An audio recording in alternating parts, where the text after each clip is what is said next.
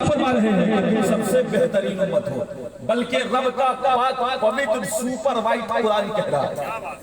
अरे बोल दो ना, कम से कम कुरान के नाम पे बोलो, अज़मत इस्लाम के नाम पे बोलो। पूरा मजमा एक हाथ को हसनी बना करके हुसैनी बना करके लहरा करके बोल दो या रसूल अल्लाह। मेरे दोस्तों, सबसे बेहतरीन उम्मत हो, ये रब ने फरमाया आदम की उम्मती से तुझे मुमताज किया, शीश की उम्मती से तुझे मुमताज किया, दाऊद की उम्मती से तुझे मुमताज किया, जकरिया की उम्मती से तुझे मुमताज किया, सारे नबियों की उम्मतियों से तुझे मुमताज किया। इसलिए कि जो मुख्यमंत्री होता है उसकी जिम्मेदारी कुछ और होती है, जो प्राइम मिनिस्टर होता है उसकी जिम्मेदारी कुछ और होती है, जो मुखिया होता है उसकी जिम्मेदारी कुछ और होती है, जो एमएलए होता है उसकी जिम्मेदारी कुछ और होती है, जो एमपी होता है उसकी जिम्मेदारी कुछ और होती है। जो एमपी का काम है वो एमएलए नहीं करेगा, जो एमएलए का काम है वो मुख्यमंत्री नहीं करेगा, जो मुख्यमंत्री का काम है वो प्राइम मिनिस्टर नहीं करेगा, जो डीएम का काम है वो हवलदार नहीं करेगा, जो हवलदार का काम है वो डीएम नहीं करेगा। आखिर क्यों? इसलिए कि जो जिसकी जिम्मेदारी होती है वो उसी का पालन करता है, वो वही काम को अंजाम देता है। अल्लाह ताला ने आपको उम्मते मुस्तफा में पैदा फरमाया, उम्मते मुस्तफा में पैदा फरमाया तो आपकी जिम्मेदारी बढ़ गई। कौमे बनी इस्राइल की जिम्मेदारी ये थी कि वो जब बैठते थे तो अल्लाह आसमान से मन्नो सलवा को नाज़िल फरमाता था, वो खा लेते थे, उन्हें काम करने जाने की जरूरत नहीं थी। हजरत ईसा अलैहिस्सलाम की उम्मत जब जमीन में बैठती थी, दस्तरखान खाती थी, दुआ फरमाती थी, आसमान से खाना नाजिल हो जाता था, वो खाना खा लेती थी, पेट भर जाता था। लेकिन उम्मत मुस्तफा को तो मेहनत भी करनी पड़ेगी, उम्मत मुस्तफा को मुशक्कत भी करनी पड़ेगी, उम्मत मुस्तफा को काम भी करना पड़ेगा, उम्मत मुस्तफा को अपने वालिदैन की खिदमत भी करनी पड़ेगी, उम्मत मुस्तफा को मस्जिद भी बनाने हैं, मदरसे भी बनाने हैं, खानकाहों की तौसीअ और तामीर भी फरमानी है। तो उम्मत मुस्तफा की जिम्मेदारी, अरे बोलो ना, उम्मत मुस्तफा की जिम्मेदारी बढ़ गई। जब जिम्मेदारी बढ़ गई तो कुरान कहता है उखरिजत लिन्नासी तामुरूना बिल मारूफी व तनहौना अनिल मुनकर। तुम सबसे बेहतरीन उम्मत हो। बेहतरीन उम्मत की वजह क्या है? बेहतरीन उम्मत की वजह क्या है? कि तुम भलाई का हुक्म देते हो, तुम भलाई का हुक्म देते हो और बुराई से रोकते हो। ये बेहतरीन उम्मत की पहचान है, ये बेहतरीन उम्मत की पहचान है। भलाई का हुक्म कौन देता है? ए दोस्तों, मुस्कुरा बाद में लेना, हंस बाद में लेना, इसलिए कि तकरीर करना ये मेरे आका की सुन्नत है और तकरीर सुनना ये सहाबा की सुन्नत है। तकरीर करना मेरे आका की सुन्नत है और तकरीर को सुनना ये सहाबा की सुन्नत है। मैं सुन्नते मुस्तफा अंजाम दे रहा हूँ, आप सहाबा की सुन्नत अंजाम दें। और मुस्कुरा करके बोलिए सुभान अल्लाह। जब आपको मुस्कुराने के लिए कहा जाए तब आप मुस्कुराइए, नहीं तो आप बैठ करके बगौर इस बात को समाप्त कीजिए। मेरे दोस्तों, तो भलाई का हुक्म कौन देता है? भलाई का हुक्म जो है दिल देता है, बुराई का हुक्म भी दिल देता है। भलाई का हुक्म दिल देता है, बुराई का हुक्म भी दिल देता है। तो दिल जब भलाई का हुक्म देगा तो दिल बादशाह होता है, दिमाग उसका वजीर होता है, हाथ दिमाग के मामले चलता है, पैर दिमाग के मामले चलता है, जुबान ये दिमाग के मामले चलता है, आंखें ये दिमाग के मामले चलती है, पैर दिमाग के मामले चलता है। तो पता चला कि आपका दिल अगर अच्छा होगा तो आपका हाथ भी अच्छा काम करेगा, पैर भी अच्छा काम करेगा, जुबान भी अच्छा काम करेगी, हाथ भी अच्छा काम करेगा, आंखें भी अच्छा काम करेंगी, दिल भी अच्छा काम करेगा, कान भी अच्छा काम करेगा। जब करेगा तो आप अंदाजा लगा सकते हो। लेकिन आज की बात तो यह है कि महफिल में एक शख्स आता है सिर्फ मौलवी के चेहरा को देखने के लिए, एक शख्स आता है गरीब रस्म को सुनने के लिए, एक शख्स आता है सिर्फ जो है मुकर्रम रज़ा को सुनने के लिए। मैं आपको बता दूं कि अब जो ही मुकर्रम रज़ा के चेहरे को देखा है उसे शैतान जो है कहता है कि चल चल चल आगे बढ़, जल्दी से कुर्सी को खाली कर दे, जल्दी से कुर्सी को खाली कर दे। वो शख्स उठता है, जाता है, क्यों शैतान उसे भटका रहा है, शैतान क्यों उसे बहका रहा है? कभी आप वो जानता है शैतान कि अगर आज की तारीख में ये जश्न ईद मिलादुन नबी की मजलिस में बैठ जाएगा, मिलाद मुस्तफा की मजलिस में ये बैठेगा, तो अगर आलिम तकरीर कर रहा है कहेगा बाप की फरमाबरदारी करो, तो आलिम की बात माननी पड़ेगी, कल होकर बाप की फरमाबरदारी करनी पड़ेगी। ये आलिम अगर कहेगा शराब छोड़ दो तो तुझे शराब छोड़ना पड़ेगा, आलिम कहेगा ज़िना छोड़ दो तो तुझे ज़िना से बाज आना पड़ेगा, आलिम कहेगा तू मस्जिद की तरफ चल करके नमाज पढ़ तो उसे नमाज पढ़नी पड़ेगी, आलिम कहेगा रोजा रखो उसे रोजा रखना पड़ेगा, आलिम कहेगा तू सजदा कर तो उसे तुझे सजदा करना पड़ेगा। जब इन चीजों को ये मानेगा तो शैतान की रहबरी कौन करेगा, शैतान के कदम पे कौन चलेगा। तो पता चला कि हम मजमे से इसलिए भागते हैं, मजमे से इसलिए उठ करके भागते हैं ताकि शैतान की बात माने। अरे सुन लो, हम शैतान के गुलाम नहीं, हम तो सैयदुल अबरार के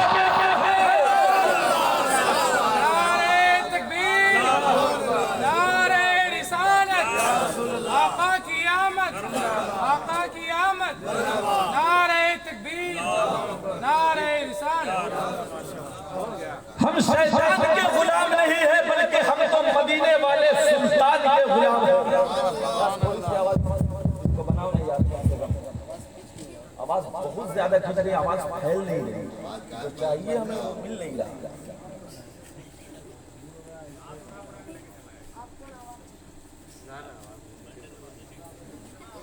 इतना जोर से अगर बोलता तो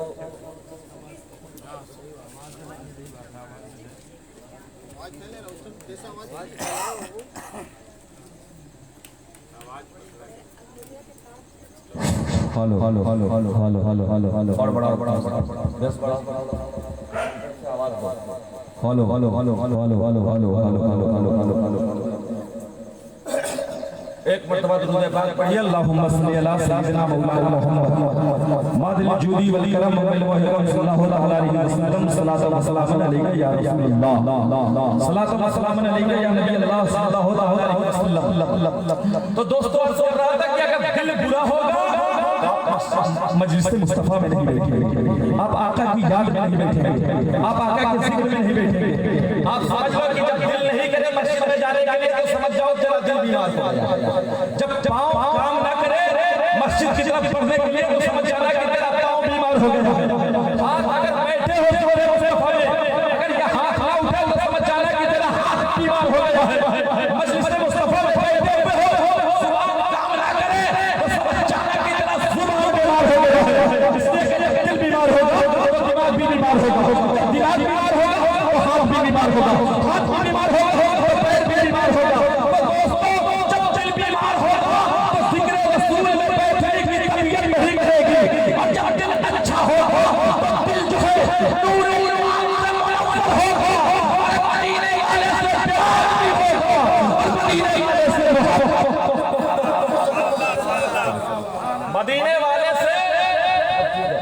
मदीने वाले से प्यार भी होगा, मदीने वाले मोहब्बत भी होगी।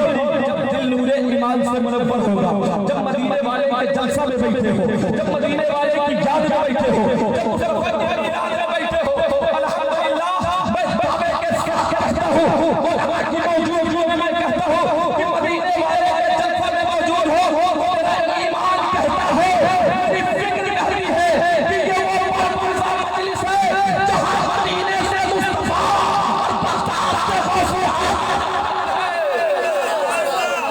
गौसे पाक जलवागर है। और सबूत देख लो, नबी मोमिनों के जानों से ज्यादा करीब है, नबी मोमिनों के जानों से ज्यादा करीब है। और मेरे आका की हर मजलिस में जलवागरी होती है, जहाँ जिक्र हबीब होता है खुद खुदा भी करीब होता है। ऐसे महफिल में बैठने वाला बड़ा ही खुश नसीब होता है।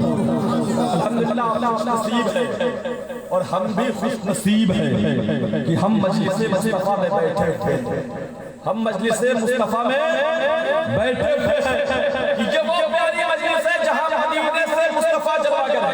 एक शेर पढ़ना चाहता हूँ शमशाद और पूरे मजमे से मोहब्बत चाहिए, पढ़ देता हूँ मुस्कुरा करके बोलिए सुभान अल्लाह। आमदे सरकार का जाहिद रजा बनारसी कहता है, आमदे सरकार का मौसम आ गया, आमदे सरकार का मौसम सुहाना आ गया, आसमां से रहमतों का कुल खजाना, आसमां से रहमतों का कुल खजाना आ गया। और मौत ने आकर, दिल अच्छा होगा तो आप बोलिए, इसलिए कि दिल की हुकूमत जो है दिमाग में, इसलिए आपका जुबान भी काम करेगा, हाथ भी काम करेगा, आंखें भी काम करेंगी, पैर भी काम करेगा। समझ जाना कि अगर बोली ना निकले जिक्र रसूल में तो समझ जाना कि तेरा जुबान बीमार हो गया। मुस्कुराओ, बोलो सुभान अल्लाह। अब शेर समाप्त करो। आमदे सरकार का मौसम सुहाना आ गया, आसमां से रहमतों का कुल खजाना आ गया। और मौत ने आकर बच्चियों के कान में कहा, और जो लोग बेटे को रहमत समझते हो वही लोग बोलेंगे, और जो जहमत समझते हो ना बोले उसे मेरी कोई शिकायत नहीं। जो बेटी को रहमत समझे वही लोग बोलेंगे, जो जहमत समझे वो ना बोले। इसलिए कि बेटी बाप के घर में आती है तो रहमत बन जाती है, शौहर के घर में जाती है तो अपने शौहर के लिए आधा ईमान बन जाती है, और वही जब मां बनती है उसके कदमों में जन्नत को नारे तकबीर, नारे रिसालत, सरकार की आमद, मदनी की आमद। बेटी बाप के घर में आए तो रहमत, शौहर के घर में जाए तो अपने शौहर के लिए आधा ईमान, और वही बेटी जब मां बन जाए तो अल्लाह ताला उसके कदमों में जन्नत को उतार देता है, जन्नत को उतार देता। अब शेर समाप्त कीजिए, आगे बढ़ने की कोशिश कर रहा हूं। आमदे सरकार का मौसम सुहाना आ गया, आसमां से रहमतों का कुल खजाना आ गया। मौत ने आकर बच्चियों के कान में कहा, अब मत रोना, अब मत रोना, अब मत रोना। अरे मुस्कुराने का ज़माना आ गया, अब मत रोना, मुस्कुराने का ज़माना आ गया। इसलिए कि अरब का कल्चर वो था, अरब का दस्तूर वो था, अरब का समाज वो था। जिस वक्त बेटियां मारी जा रही थी, जिस वक्त बेटियां काटी जा रही थी, जिस वक्त बेटियां दफनाई जा रही थी, जिस वक्त बेटियों का कोई वफादार नहीं था, ऐसे पीरियड में मक्का की सरजमीन पे मोहम्मद अरबी की आमद होती है। सबसे पहला शख्सियत का हाथ किसी पे पड़ता है वो बेटियों की सांस पे पड़ता है, पहला हाथ डाला जाता है। मुस्तफा ने बेटी के हाथ बेटी पे रखा है और फरमा दिया कि अब बेटियां मारी नहीं जाएंगी, बेटियां काटी नहीं जाएंगी, अब बेटियां दफनाई नहीं जाएंगी, बल्कि बेटियों से बेटियों से आप प्यार किया जाएगा। इसलिए कि देखो बेटी घर में आती है तो बहुत से लोगों को तकलीफ हो जाती है, बाप का चेहरा उतर जाता है, दादा का चेहरा उतर जाता है, रिश्तेदारों का चेहरा उतर जाता है कि बेटी आई है, बेटा क्यों नहीं आया। लेकिन सुन लो, अल्लाह नबी फरमाते हैं, अल्लाह के नबी फरमाते हैं कि अगर बेटी तुम्हारे घर में आती है तो अल्लाह ताला उसके बाप को खुद बाजू बोल दो ना, रब ताला उसके बाप का बाजू बन जाता है। मेरे दोस्तों, ये मैं नहीं बोल रहा, मेरे आका अलैहिस्सलातु वस्सलाम का फरमान मान है मोहम्मद कौन खुदा फरमान बदला जाएगा। अरे बदलेगा ज़माना अगर बदला जाएगा। मेरे दोस्तों, मेरे आका अलैहिस्सलातु वस्सलाम ने बेटी पे ऐसा करम फरमाया है, ऐसा करम फरमाया है कि शफकत के हाथ को डाल दिया है, तो फरमाया बेटियां मारी नहीं जाएंगी, बेटियां जलाई नहीं जाएंगी, बल्कि शायर कहता है बड़ा दिलकश है हर मंजर मगर अच्छा नहीं लगता। बड़ा दिलकश है हर मंजर मगर अच्छा नहीं लगता। तुम्हारे न जाने क्यों सफर अच्छा नहीं लगता। ज़माने भर की सारी नेमतें मौजूद हो लेकिन अगर घर में बेटी न हो तो अच्छा नहीं लगता। अगर घर में बेटी न हो लगता है कि यही 3-4 लोग जो बैठे इन्हीं को बेटी से मोहब्बत है, बकिया लोग को बेटी से टेंशन है क्या? तो बोलने में जा क्या रहा है? आपका मोहब्बत से बोलिए। फिर शेर ये बड़ा दिल का शहर मंजर मगर अच्छा नहीं लगता। तुम्हारे न जाने क्यों सफर अच्छा नहीं लगता। ज़माने भर की सारी नेमतें मौजूद हो लेकिन अगर घर में बेटी न हो तो घर अच्छा नहीं लगता।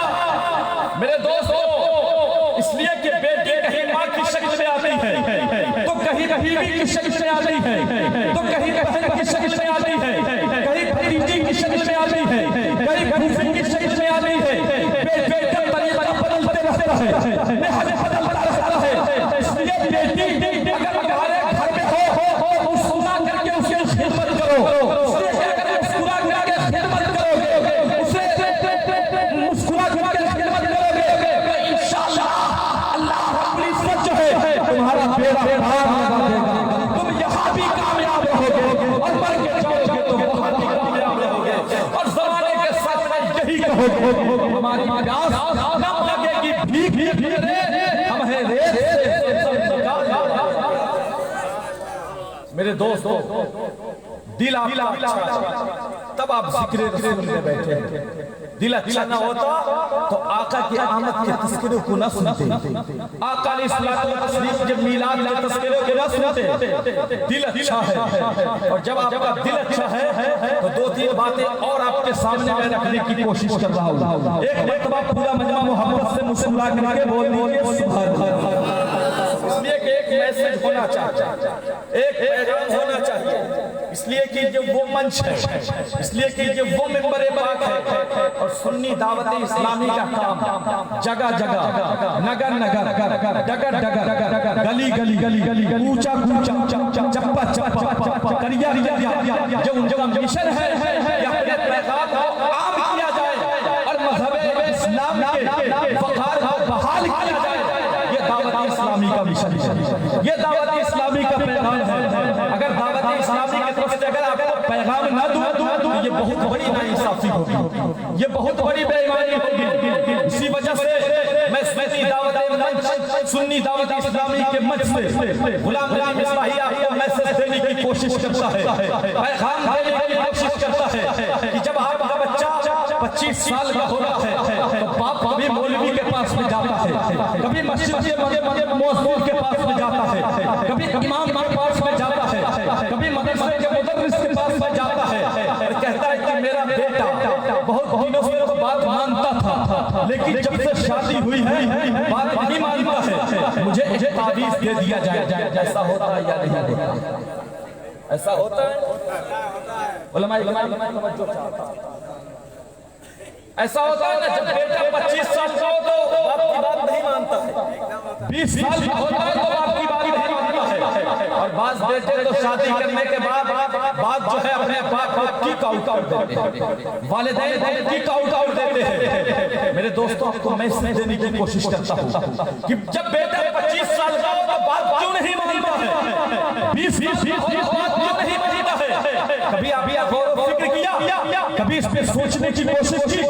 जवाब नहीं दे आएगा, जवाब हमें नहीं आ सकता, जवाब नहीं दे आएगा। इसलिए कि जब आपका बच्चा 1 साल का होता है तो आपकी बात को नहीं मानता, जब 2 साल का होता है तो आपकी बात नहीं मानता है, 3 साल का होता है तो आपकी बात नहीं मानता। पूछोगे कैसे? तो 1 साल का जब आपका बच्चा होता है या 1.5 साल का बच्चा होता है, उसे कहो कि बेटा वो बिजली का तार है, उसे न छुओ, वो छू देगा, वो कंकर है, ना खाओ कर खाने लगेगा। कहा जाएगा कि गोबर है, लाल मारो, उसमें वो लाल मार देगा। कहा जाएगा कि पेशाब है,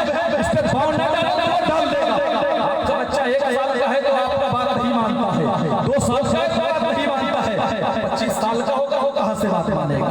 18 साल का होगा तो पहला बार मानेगा। एक मरतबा मुस्कुराओ, बोलो सुभान अल्लाह। अच्छा लग रहा है ना? अगर अच्छा लगेगा इसलिए कि ये मैसेज दावत इस्लामी की तरफ से दे रहा है, इस मैसेज को सुनोगे कि मेरा दावा, मेरा ईमान कहता है जब तक दुनिया में रहोगे यहाँ कामयाब रहोगे, कब्र की मंजिल में जब उठाए जाओगे वहाँ कामयाबी के साथ होगे, हश्र के मैदान में जब उठाए जाओगे, अब जब आका का जलवा तुम्हारे सामने होगा, मुस्तफा का जब चेहरा तुम्हारे सामने होगा, तो मेरे अच्छे रज़ा, प्यारे रज़ा, मीठे रज़ा, हम सुन्नियों के रज़ा, यानी इमाम अहमद रज़ा की जुबान में कहता हूँ, हम ज़बों को रज़ा मुस्लिम दीजिए कि है बेकसों का सहारा, बेकसों का सहारा हमारा नबी। मेरे दोस्तों, जब बच्चा 25 साल का हो तो बात नहीं मानता, ताबीज़ के लिए फौरन मौलाना अबुल हसन हराम के पास पहुंच जाइए, ताबीज़ दे दीजिए ताकि मेरा बेटा सुधर जाए। ऐसा होता है ना हज़रत? आखिर ऐसा क्यों होता है? मैं एक मैसेज देना चाहता हूं कि आज ये बहुत मॉडर्न दौर है, बहुत तरक्की याफ्ता दौर है। लोग कहते हैं कि लोग बहुत डेवलप कर गए हैं, इंसान बहुत तरक्की कर गया है, लेकिन आओ सुनो, आज हमारी नौजवान नस्ल क्या करती है? नौजवान नस्ल ये करती है कि जब शादी होती है तो एक उसके हाथ में बढ़िया सा मोबाइल होता है, शादी होने के बाद जब इसकी मैडम इसके घर में आती है इससे बढ़िया सा मोबाइल शौहर अलग फिल्म देखता है, बीवी अलग अलग में देखती है। ऐसा होता है या नहीं होता है ना? अरे तो कम से कम अपनी जुबान को तो हिला दो। ऐसा होता है ना? शौहर अलग फिल्में देखता है, बीवी अलग फिल्में देखती है, सीरियल देखती है। शौहर गलत मूवीज का इस्तेमाल कर रहा है, गलत मूवीज देखता है, सीरियल देखता है, ड्रामा को देखता है, बीवी भी वही देखती है। और मैंने सुना है, मैंने पढ़ा है कि जब बच्चा शिकमे मादर के अंदर होता है और 3 महीने का जब पीरियड गुजर जाता है तो बच्चा बाहर की आवाज को कैच करता है। बोल दो ना, और मोहब्बत से बोल दो ना। बच्चा बाहर की आवाज को कैच करता है, यही से रुक करके कैसे तेरा चाहता हूं। अब मोबाइल में आप गजनिया को देखोगे, नचनिया को देखोगे, हीरोइन को देखोगे, फिल्म स्टार को देखोगे, आप जो है उसमें गलत मूवीज भी देखोगे, इसके असरात कहां पहुंचेंगे? बच्चे पे पड़ेंगे। आने वाला बच्चा जो है वो फख्र मुजद्दिद नहीं बनता है, आने वाला बच्चा जो है फख्र शब ज़िंदादार नहीं बनता है, आने वाला बच्चा जो है फख्र क़ुतुबुल अक़ताब नहीं बन सकता है, आने वाला बच्चा जो है फख्र मुजद्दिद आज़म नहीं बन सकता है, मुफस्सिर आज़म नहीं बन सकता है, मुफ्ती आज़म नहीं बन सकता है, मुदक्किर आज़म नहीं बन सकता है, मुफस्सिर आज़म नहीं बन सकता है, बल्कि आने वाला बच्चा क्या बनेगा? तो सुल्ताना डाकू बनेगा। आने वाला बच्चा बनेगा तो जो है वो नाचेगा, गाएगा, कभी कभी इज्जत करेगा, कभी इज्जत करेगा, कभी गांव को भी इज्जत करेगा, कभी समाज को भी इज्जत करेगा, कभी माशरे को भी इज्जत करेगा। दोस्तों, अर्ज करना चाहता हूँ और मोहब्बत के साथ अर्ज करना चाहता हूँ कि जब उम्मीद से हो शिकवे मादर के अंदर जो है, शिकवे मादर के अंदर जब बच्चे का पीरियड 3 महीना गुजर जाए, जब जाएगा अपनी बीवी से कहो, मेरी बीवी सुन लो, जब तक तूने गलत किया है उसे बाज आ जाओ। मेरा बच्चा जो है, मुस्तकबिल जो है, कौम का रहबर जो है, अब तेरे शिकम के अंदर है। आज के बाद से तू गलत मूवीज न देखना, गलत फिल्मों का इस्तेमाल न करना। अगर देखोगे तो बच्चा अच्छा नहीं होगा और कहोगे देखना है। अगर तुम देखना ही चाहती हो तो आका की सीरत को देख लेना, मुस्तफा के किरदार को देख लेना, तुम यहाँ भी कामयाब होगे और मर के जाओगे। और जमाने को ये मैसेज दोगे, हमारी प्यास न मांगेगी भीख में कतरे, हमारी प्यास न मांगेगी भीख में कतरे, हम है रेत से ज़मज़म गाल, हम है रेत से ज़मज़म निकालने वाले। मेरे दोस्तों, और आगे बढ़ने की कोशिश करो कि जब बच्चा बाहर की आवाज को सुनता या नहीं सुनता तो एक प्रूफ तो होनी चाहिए। एक सबूत होनी चाहिए, एक दलील होनी चाहिए। दलील दे दूं, दलील दे दूं, मुस्कुरा करके बोलो सुभान अल्लाह। मैं दलील देता हूँ अपने पीरे पीरा मीरे मीरा शहबाज़ लामकानी कुतुब रब्बानी महबूब सुभानी सैयदना शेख अब्दुल कादिर जिलानी गौस फकीर के घर घर दलील दे रहा हूँ। जब मेरे गौस पाक की उम्र 4 साल 4 महीना 4 दिन की होती है, गौसे आज़म मकतब तशरीफ ले जाते हैं, मदरसा में जाते हैं।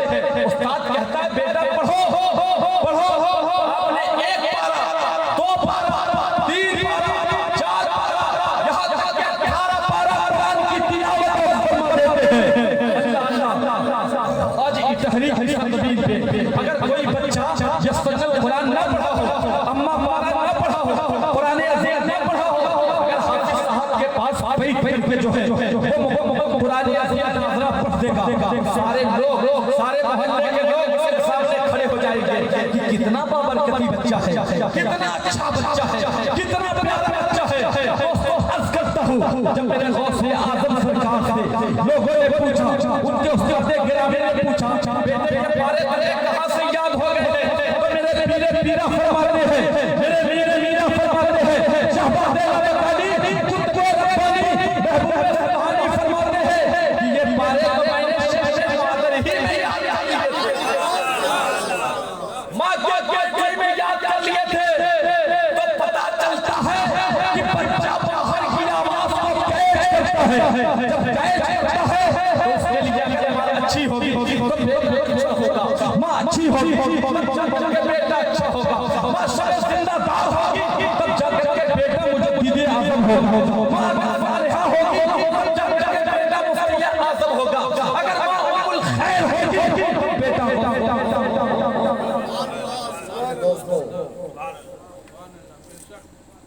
तो इसके लिए माँ का किरदार बहुत अहम है। इसीलिए जब तुम्हारे घर में बेटी हो तो बेटी से प्यार करना सीखो, बेटी से मोहब्बत करना सीखो। अगर मोहब्बत करोगे बेटियों से, ये मेरे मुस्तफा का फरमान भी है, ये मुस्तफा का इरशाद भी है, महकता रहता है दिल का अरमान बेटी से। जरूरी ये नहीं कि बेटों से नाम रोशन हो। अरे बोल दो ना, ज़हमत आप समझते हो, ज़हमत नहीं समझ रहे हो तो बोल दो सुभान अल्लाह। जरूरी नहीं कि बेटों से नाम रोशन हो। मेरे चला खानदान बेटी से। मेरे दोस्तों कुरान अज़ीज़ की आयत उखरिजत लिन्नास तामुरून बिल मारूफ व तनहौना अनिल मुनकर। ए ईमान वालों, तुम सबसे बेहतरीन दिल अगर अच्छा होगा तो इतनी बातें आपको अच्छी लगेगी, रसूलुल्लाह का जिक्र अच्छा लगेगा, और अगर दिल बीमार होगा तो आपको न रसूल की जिक्र अच्छी लगेगी, न रसूल का मिलाद अच्छा लगेगा, न रसूल की महफिल अच्छी लगेगी। इसलिए कि हर महफिल में मेरे आका की जलवागरी होती है। मेरे भाई नुमान जमाली कहते हैं, चलो आका के रोज़े पे चल के देखते हैं, तेरे नसीब की कुंडी बदल कर देखते हैं। कहा ये गरीब की कुटिया, शमशाद भाई का घर नहीं, बल्कि ये गरीब का कुटिया समझो। कहा ये गरीब की कुटिया, और कहा हुजूर के यकीन नहीं आता है, चलो आंखें मल के देखते। यकीन नहीं आता है, चलो आंखें मल के देखते हैं। मेरे दोस्तों अर्ज करना चाहता हूँ कि जब जब जब जब जब जब अपने बच्चों अपने मुस्तकबिल को देखना चाहो तो नबी पाक सल्लल्लाहु अलैहि वसल्लम जब छोटा बच्चा हो, बात और अर्ज कर देता हूँ, जब बच्चा 1 साल का हो तो आप क्या करोगे? बच्चा जब छोटा हो तो आज बाप क्या करता है, तो उसकी जिम्मेदारी मुकम्मल उसके माँ पे डाल देता है। और ये नस्ल कतई के भी खिलाफ है, ये भी बात जानता है। नस्ल कतई कुरान को कहते हैं, कुरान के भी खिलाफ है, बल्कि तरबियत का हुक्म कुरान किसको देता है? वालिद को देता है, वालिदा को नहीं देता है। लेकिन आज हमारा माशरा क्या करता है? हमारा माशरा यही है कि उसकी पूरी मुकम्मल जिम्मेदारी जो है उसको माँ पर छोड़ दिया जाता है। जब तेरा तेरा बच्चा 1 साल का हो तो बाप कोशिश करे कि अपने पास में रखे, उसे ड्रामा ना सुनाए, उसे सीरियलों की कहानी ना सुनाए, उसे भूत और परीत की कहानियां ना सुनाए, उसे जो है किसी और की कहानी ना सुनाए। हालांकि वो बोलने की सलाहियत नहीं रखता है, लेकिन सुनने की सलाहियत रखता है। वो बच्चा बाप हमारे गोद में ले, रात रात सोने के टाइम में बाप कहे कि देखो ना बेटा, जब तेरा नबी नन्हा था, तेरा नबी नन्हा था, तेरा नबी जब बच्चा था, हज़रत भाई हलीमा सादिया क्या कहता था? अरे आप बोलो, मोहब्बत से बोलो, भाई हलीमा सादिया के घर रहता था जब तेरा नबी, तो उनके यहाँ पालने में रहता था, इशारा करता था तो कभी चाँद आए होता था, इशारा करता था तो चाँद आए होता था, इशारा कभी आगे करता तो चाँद आगे होता, और कहता बाप कहता रहता कि देख तेरे नबी का कमाल ये है कि तेरा नबी इशारा करता था तो डूबा हुआ सूरज बंद हो जाता था, तेरा नबी इशारा करता था तो चाँद तो टुकड़ा हो जाता था, तेरा नबी मक्का में बैठ के जब दरख्त के करीब से गुजरता था तो दरख्त तेरे नबी के सामने सजदा रेज़ हो जाता था, तेरा नबी इशारा करता था तो पत्थर तोड़ता था, तेरे नबी के कदमों में सलाम। मेरे दोस्तों, जब तेरा नबी नन्हा था तो जब सारे कुएं के अंदर लुआबे दहन को डाल देता था तो पानी मीठा हो जाता था। अपने बच्चों को जब ये कहानियां सुनाओगे तो अल्लाह मुहाला वो बच्चा बड़ा होगा, उसे कहने की जरूरत नहीं पड़ेगी कि बाप की खिदमत करनी है या नहीं करनी है, माँ की खिदमत करनी है या नहीं करनी है, मस्जिद की तरफ जाना है या नहीं जाना है, बल्कि वो बच्चा बचपन ही से इसके रसूल, सहाबा की मोहब्बत, बुजुर्गाने दीन का प्यार जो है उसके दिल में मौजूद हो जाएगा, मोहब्बत रसूल उसके दिल में बस जाएगी, आजाद होगी तो दौड़ मस्जिद की तरफ जाएगा, महफिल सजाई जाएगी तो दौड़ जो है महफिल मिलाद में बैठेगा, मुस्तफा की जिक्र को सुनेगा, उलमा की तकरीर को सुनेगा, वालिदैन की बात मानेगा, शराब की तरफ न देखेगा, जुए की तरफ न देखेगा, ताश की पत्तियों की तरफ न देखेगा, गलत तमीज़ को न देखेगा, गलत फिल्मों को न देखेगा, अगर देखेगा तो पढ़ेगा तो यही पढ़ेगा कि अरे चाँद छुप जा जिधर उंगली उठाने मत दे, इशारा नारे तकबीर, नारे रिसालत, मसलके आला हज़रत, नारे तकबीर। क्या है इशारों पर खिलौना नूर का, तो हमारे बच्चे ये करेंगे और ये कब करेंगे, और ये उस वक्त उखरिजत लिन्नासी तामुरूना बिल मारूफी व तनहौना अनिल मुनकर के उस्ताद बनेंगे। क्या रे रब ने हम पर जब बड़ी जिम्मेदारी दी है, आदम से लेकर के ईदम तक तमाम नबियों की उम्मतियों से जब मुमताज किया है, अब हम शराब ना पिए, जुआ ना खेले, ताश की पत्तियां ना खेले। कहता हूं कि आप बिल्कुल मुआहिदा कर लें कि हम जो है जहां भी जिक्र रसूल हो वहां बैठे, ताश की पत्तियां ना खेले, जुआ ना खेले, और अगर बातों पे आप अमल करोगे इंशाअल्लाह आप कामयाब हो, कामरान रहोगे। उससे वादा करो कि जिस तरीके से अभी तक आपने सुना है आगे भी हमारे उलमा और शोरा को आप समाअत फरमाएंगे, इसलिए कि आपका दिल अच्छा है तो आप जिक्र रसूल में जरूर बैठोगे। मोहब्बत से बोलो सुभान अल्लाह। मेरे दोस्तों, बस इन्हीं चंद जुमलों के साथ मैं अपनी बात को खत्म करना चाहता हूँ। मौला की बारगाह में दुआ है कि मौला इस मजलिस को कबूल व मंजूर फरमाए, इस मजलिस को कबूल व मंजूर फरमाए। और आज की तकरीर का मैसेज ये है कि हमारा अगर दिल अच्छा होगा तो जिक्र रसूल को सुनेंगे, दिल अगर अच्छा ना होगा तो हम जो है जिक्र रसूल की मजलिस से उठ करके भागेंगे। वमा अलैना इल्लल बलाग। मैंने शुरू में सलाम किया था तो बहुत से लोग मेरे सलाम का जवाब नहीं दिए थे, इसलिए कि सलाम करना सुन्नत है, जवाब देना वाजिब है, और वाजिब का छोड़ने वाला गुनहगार होता है। मैं आपको एक मरतबा मोहब्बत से फिर सलाम कर रहा हूँ, अस्सलामु अलैकुम।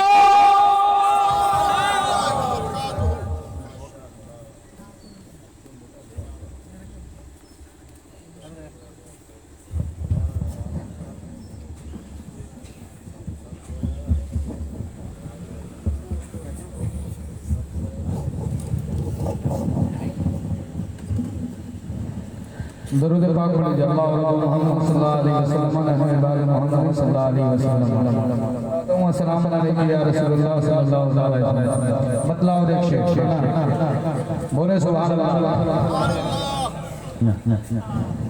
अरे हैदर हैदर अली अली हैदर हैदर अली अली और मौला मौला बोले। अरे हैदर हैदर अली अली और मौला मौला बोलेगा मौला मौला बोलेगा मौला मौला बोलेगा। हैदर हैदर अली अली और मौला मौला बोलेगा। अरे हैदर हैदर अली अली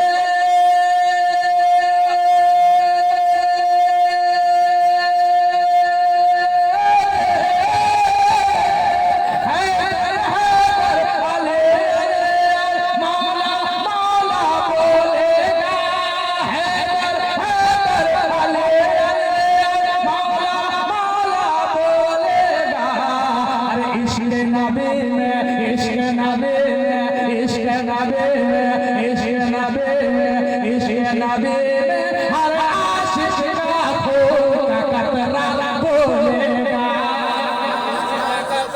बोलेगा। अरे इश्क नबी में हर आशिक का खून का कतरा बोलेगा। मौला मौला अले अले अरे मौला मौला मौला मौला हैदर हैदर अले अले और मौला मौला बोलेगा। आखिरी शेर कहे सुभान अल्लाह मतलब के बोले सुभान अल्लाह के आला हजरत के सदके में आला हजरत के सदके में पूरे लाके का बच्चा पूरे लाके का बच्चा। अरे आला हजरत के सदके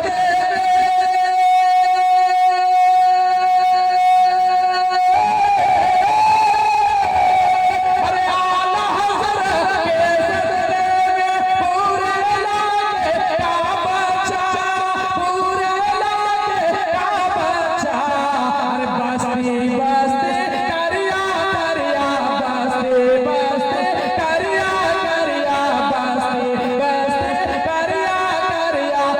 अरे ताजो शनिया बोलेगा ताजो शनिया बोलेगा बस्ती बस्ती करिया करिया ताजो शनिया बोलेगा। इश्क नबी में हर आशिक का खून का कतरा बोलेगा।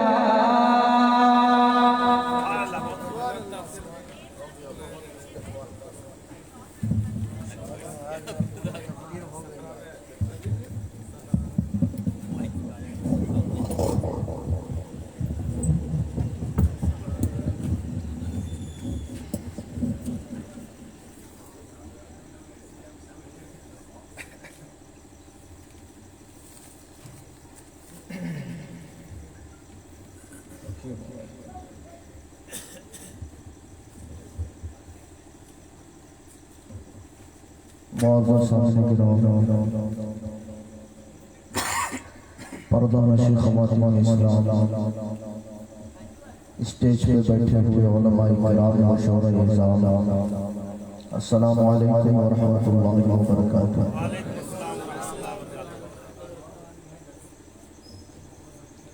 आप हज़रात से गुजारिश है जो थोड़ा उधर बैठे आप सामने आ जाए।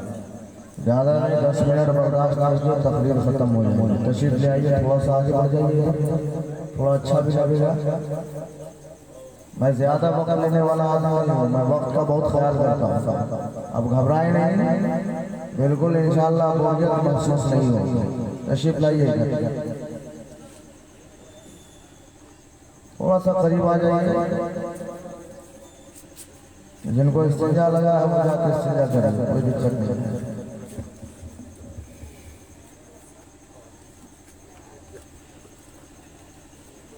शमशाद भाई आप अपने जितने घर के लोग हैं सामने आइए बाकी जिसको जाना है जाने दीजिए। घर के लोग मोटरसाइकिल में बाद में इधर आइए।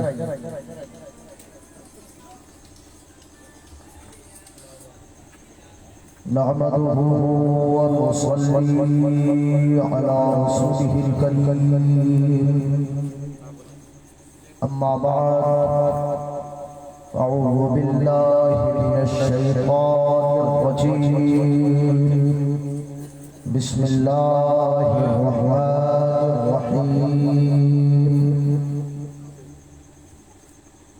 लक़द मन्नल्लाहु अलल मुमिनीना इज़ बअस फ़ीहिम रसूला सदक़ल्लाहु अज़ीम व सदक़ रसूलुहुन नबियुल अमीनुल मतीनुल मुईनुल करीम व नहनु अला ज़ालिका लमिनश शाहिदीन वश्शाकिरीन वल्हम्दुलिल्लाहि रब्बिल आलमीन। आइए हमरा पाका नामदार मदीने के ताजदार मोहम्मद सल्लल्लाहु अलैहि वसल्लम बारगाह अक़दस में दुरूद व सलाम का नजराना या पेश करें। पढ़िए बाबा से बुलंद अल्लाहुम्मा सल्ली अला सय्यदिना व शफीना व हबीबिना मौलाना मुहम्मद बारिक वसल्लम सल्लु अलैहि सलातु व सलाम अलैहि या रसूलल्लाह सल्लल्लाहु तआला अलैहि वसल्लम। मौजूद सामने शायर कहता है अज़ल से मुंतखब था ये के होंगे ताजवर पैदा। अज़ल से मुंतखब था ये के होंगे ताजवर पैदा, उन्हीं के वास्ते रब ने किया शख्स व कमर पैदा। ये थोड़ा हार्ड हो गया, इसको थोड़ा और आसान कर देते हैं। शम्स का माना सूरज और कमर का माना चाँद। अल्लाह ने चाँद और सूरज को नबी के वास्ते पैदा किया, इसका तर्जुमा यह है। उन्हीं के वास्ते रब ने किया शम्स व कमर पैदा। हुवल्लाहु अहद कहकर गिरे मुझसे हर काबा, हुवल्लाहु अहद कहकर गिरे मुझसे हर काबा के हुए जब आमना बीबी के घर खैरुल बशर हुए जब आमना बीबी के घर खैरुल बशर पैदा। अल्लाह ताला पाक में इरशाद फरमाता है लक़द मन्नल्लाहु अलल मुमिनीना इज़ बअस फ़ीहिम रसूला। हकीकत हमने मोमिनों के ऊपर एहसान किया है। ये अल्लाह का कलाम है और जाहिर सी बात है ये आमद सरकार का महीना है, इसीलिए ऐसा मौजू उठाना ही पड़ता है। बात तो बहुत सारी है, लेकिन मैं एक चीज को लेकर के आज चला कि आज मैं ज्यादा चिल्लाऊंगा नहीं। ये बिल्कुल इरादा करके आज चिल्लाएंगे नहीं, खाली समझाएंगे। हाँ, चाहे अपना हो चाहे गैर हो, सब हमारे लिए अपना है। कलमा पढ़ने वाले हैं, बहुत बड़ी बात है, लेकिन थोड़ा सा समझना भी जरूरी है। समझिएगा तभी समझ में आएगा, नहीं समझिएगा तो घर में बैठे कोई दिक्कत नहीं है। हाँ, अल्लाह ताला फरमाता है लक़द मन्नल्लाहु अलल मुमिनीना इज़ बअस फ़ीहिम रसूला। हमने मोमिनों के ऊपर एहसान किया कि उन्हीं में से तुम्हीं में से एक रसूल भेजा। और वो रसूल का काम आपको मालूम है कि क्या होता है। सब लोग को पता है कि रसूल जो आते हैं, जो गुमराह होने वाला होता है उसको हिदायत के रास्ते पे चलाने आता है। जो गलत रास्ते पे चलने वाला होता है उसको सही रास्ता दिखाने आता है। ये सबको पता है, हमको भी पता है, उनको भी पता है। अब जाहिर सी बात है कुछ इल्मी गुफ्तगू होती है तो कुछ तकरीरी गुफ्तगू होती है। मुकर्रिर अपने अंदाज में समझाने की कोशिश करता है, लेकिन इल्मी गुफ्तगू अगर मिजाज बना करके सुना जाए और समझा जाए तो इंशाअल्लाह आज ये खुराफात मुसलमान के अंदर जन्म लिया है, वो खुराफात जड़ से उठता हुआ नजर आता है। हमारे लड़ने की वजह, हमारे झगड़ने की वजह सिर्फ एक ही चीज है कि हमारे अंदर इल्म नहीं है, हमारे अंदर सलाहियत नहीं है। जो मौलवी जिधर चाहता है उधर चाहता है।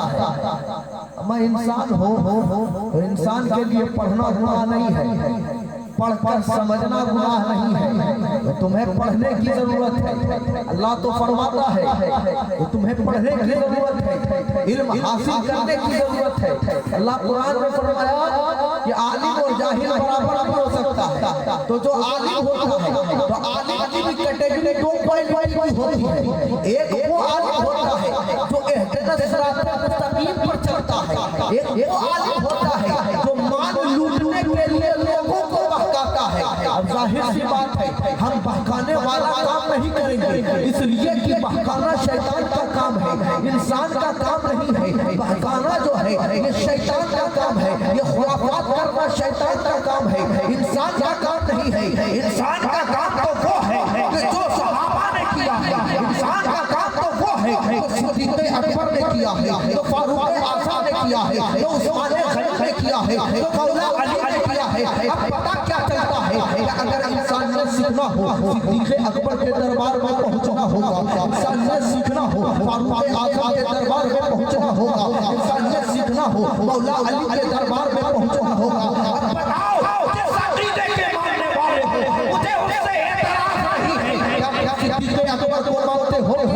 फारूक आज़म को मानते हो कि नहीं, उस्मान गनी को मानते हो कि नहीं, मौला अली को मानते हो कि नहीं, हसन और हुसैन को मानते हो कि नहीं। अब एक ही चीज कहूंगा, जब तुम उनकी पूरी तारीख का मुताला करोगे तो उनकी तारीख में एक ही चीज है कि अगर उन्होंने दर्श दिया है तो दर्स इंसानियत का दर्स दिया है।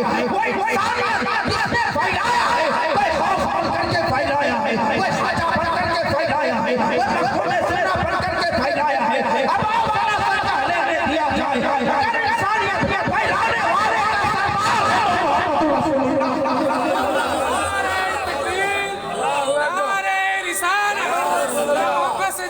सरकार की आमद, आका की आमद, अहले सुन्नत जिंदाबाद। देखिए हम किसी पे कमेंट नहीं करेंगे, ये एक बात सीख लीजिए। बहुत लोग सोचते हैं मौलाना मुकर्रम आएंगे तो ऐसा बोलेंगे वैसा, हम कुछ नहीं बोलेंगे। हम खाली एक बार बोलेंगे भाई जो हम पूछ रहे हैं उसका जवाब। आप जानते हैं कि हम भी अल्लाह को मानते, आप भी मानते, तो फिर झगड़ा काहे? आप भी रसूल को मानते, हम भी मानते, तो फिर झगड़ा काहे? अब आप दलील खोज के दलील दीजिए। देखिए हम आपको बुरा भला नहीं कहेंगे, हम खाली दलील देंगे। अगर मानना होगा तो मानिएगा, नहीं मानना होगा तो आपकी मर्जी, कोई दिक्कत नहीं है। अब आप आइए, इंसानियत इल्म से सीखा जाता है। जब आप पढ़िएगा तो आपके अंदर इल्म पैदा होगा। जाहिर सी बात है आज झगड़ा हो रहा है शिर्क और बिदअत। आज झगड़ा जो हो रहा है शिर्क और बिदअत, ये शिर्क है, ये बिदअत है, ये है। लेकिन सबसे बड़ी चीज है मेरे भाई, जितने लोग शिर्क बिदअत करते हैं हम एक ही सवाल करते हैं, आप पहले शिर्क की तारीफ कीजिए। शिर्क कहते किसको? बिल्कुल आसान लफ्जों में मैं समझा दूंगा। शिर्क कहते किसको? शिर्क कहते हैं अल्लाह के ज़ात के अलावा, अल्लाह के ज़ात के अलावा किसी और को खुदा मानना, किसी और को खुदा मानना, इसको बोलते हैं शिर्क। मालूम चला कि जब हम कोई काम करें तो हम पहले ये देखेंगे अपने दिल में हम इसको खुदा मान रहे हैं या फिर खुदा का बंदा मान रहे हैं। खुदा मान रहे हैं या खुदा का पैदा करना मखलूक मान रहे हैं। तो अगर मखलूक मान रहे हैं तो मखलूक खुदा नहीं हो सकता, मखलूक खालिक नहीं हो सकता, और खालिक मखलूक नहीं हो सकता। खालिक पैदा करने वाला, मखलूक जिसको पैदा किया जाए। इंसान आप अल्लाह ने पैदा किया, हैवान अल्लाह ने पैदा किया, नबातात अल्लाह ने पैदा किया, जमादात अल्लाह ने पैदा किया, पेड़ पौधे अल्लाह ने पैदा किया। ये सारी चीजें ये सारी चीजें अल्लाह ने पैदा किया, और अल्लाह का हुक्म है हमने जितनी चीजों को पैदा किया है वो खुदा नहीं हो सकता है, बल्कि सारी चीजों का पैदा करने वाला बस एक ही वाहिद सिर्फ अल्लाह है। आप भी अल्लाह को एक मानते, हम भी अल्लाह को एक मानते। यहाँ से मामला खत्म, हम अब शिर्क में नहीं जा रहे। हम एक ही चीज जानते हैं, हम अल्लाह को एक मानते हैं तो मानते हैं, तो इसमें कोई शक नहीं है, चाहे जो हो जाए। हम नहीं मानते कि बोला जो बड़ा बड़ा इसको पूज रहे हैं, ये पूजने का जगह नहीं है। ये पूजने का जगह नहीं है, इसको सजदा करने का जगह है। सजदा करने की जगह वो अल्लाह का घर मस्जिद। आप घर में भी सजदा कर सकते हैं, लेकिन नियत ये हो कि अल्लाह की बारगाह में सजदा कर रहे हैं। ये शिर्क। एक चीज और है, शिर्क की क्वालिटी है, शिर्क की भी क्वालिटी है। वो चीज शिर्क एक तरह से होता है, शिर्क एक ज़ाहिरी तौर पे होता है और एक बातिनी तौर पे होता है। अगर किसी ने ये कहा कि मेरे पास जो कुछ है अपने से आया, मिसाल के तौर पे कान है अपने से आया, आंख है अपने से है, पैर है अपने से है, अल्लाह की जात खुद से है। अल्लाह को किसी ने पैदा नहीं किया है, अल्लाह की जात वह ला शरीक है, उसे किसी पैदा नहीं किया है। लेकिन इंसान की जात वो है जिसे पैदा करने वाला रब की जात है। आंख भी अल्लाह ने दिया है, कान भी अल्लाह ने दिया है। अगर वो ये कहते कि कान मेरी है, आंखें मेरी है, अपनी मर्जी से सुनता हूँ, अपनी मर्जी से देखता हूँ, तो ये शिर्क होगा। इसलिए कि अल्लाह और इंसान के दरमियान मुताबात हो गई है और इस मुताबात को दूर करने के लिए अल्लाह ने ऐसा फर्ज दिया, ए बंदे तू मैं खालिक हूँ, तू मखलूक है, मैंने तुझे पैदा किया है, इसलिए मैं खालिक हुआ और तू तुझे पैदा किया गया है मखलूक। ये शिर्क है। हम नहीं बोलते कि जो कुछ होता है हम अपने मर्जी से सुनते हैं, हम तो ये करते हैं अल्लाह की अता से, अल्लाह की अता से, अल्लाह की अता। कौन मौलवी बोलेगा कि अपने मर्जी से? कोई मौलवी नहीं बोलेगा, सब बोलेगा कि अल्लाह ने दिया, आंख अल्लाह दिया, अल्लाह की अता से। जाहिर सी बात है, सब कुछ तो अल्लाह ही का दिया हुआ, तो शिर्क कैसे हो गया? यहाँ से शिर्क का मामला खत्म हो गया।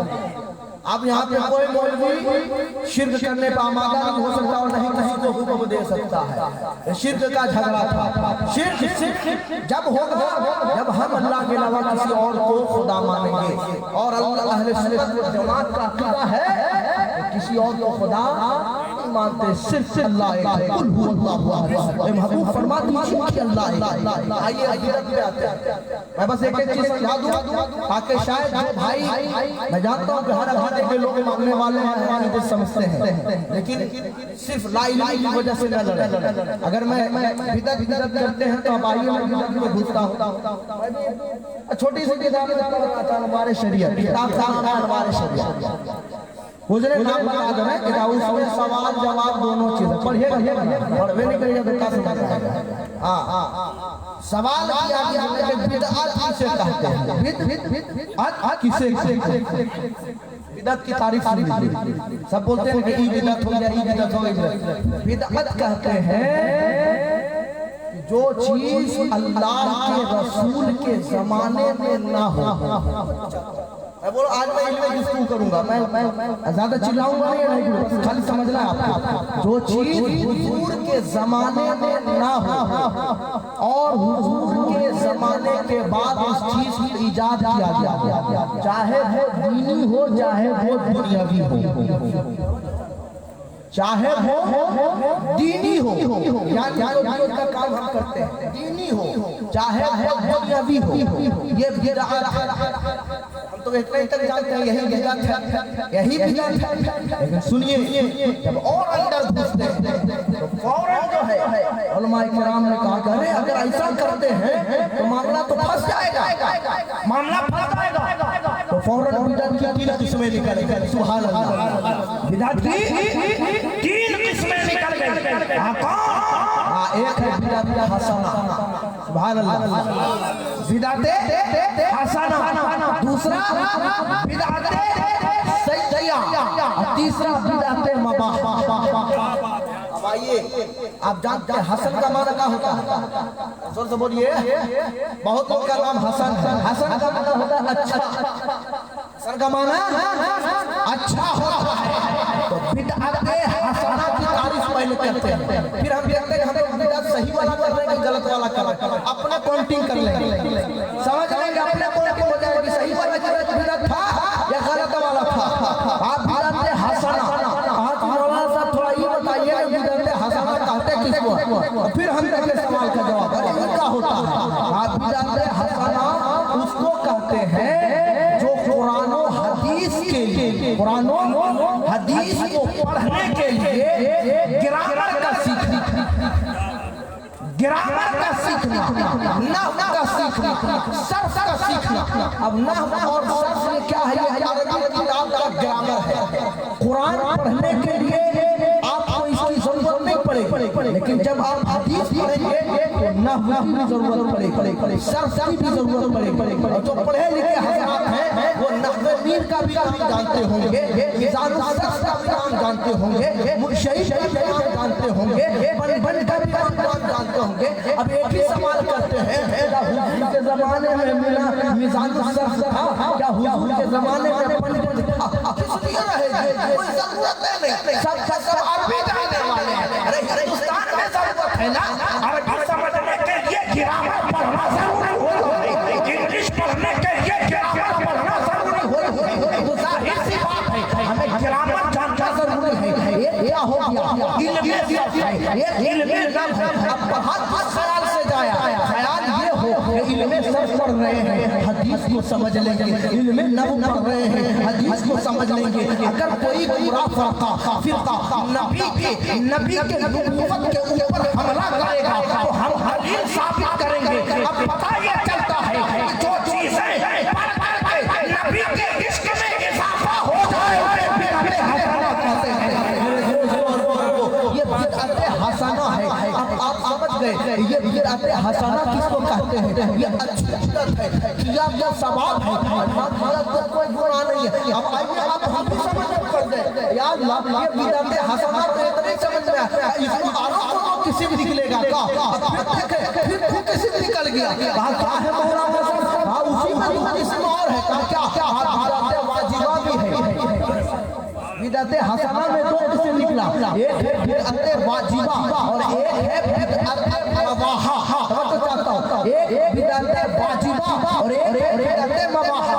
ये बिदअत वाजिबा इल्मे सर्फ को पढ़ने के लिए, इल्मे नहव को पढ़ने के लिए, और वो इस मकसद से पढ़े कि उससे हम हदीस को सही समझ सके। तो ऐसी सूरत में इस किताब का पढ़ना ये बिदअत वाजिबा है और हुजूर के जमाने में नहीं था बल्कि इस जमाने में आया है। अगर आपका एतराज ये है कि ये पढ़ना अगर बिदअत है तो आप अभी आदमी नहीं बन सकते हैं। आपको इस किताब का पढ़ना जरूरी होगा। आप जिस मसलक को मानते हैं हमें उससे मतलब नहीं है। हुजूर के जमाने में ये सारी किताबें नहीं थी, आप बगैर इस किताब को पढ़े आलिम नहीं बन सकते हैं। अब आप ये बिदअत वाजिबा आप समझ लिए, वो बिदअत हसना से निकला था दो किस्में। बिदअत वाजिबा इल्मे दीन सीखने के लिए इल्मे नहव और अपने सर्फ का सीखना ये सरसर होता है, वाजिब होता है। अब उसी में एक चीज और निकली, बिदअत मबाहा।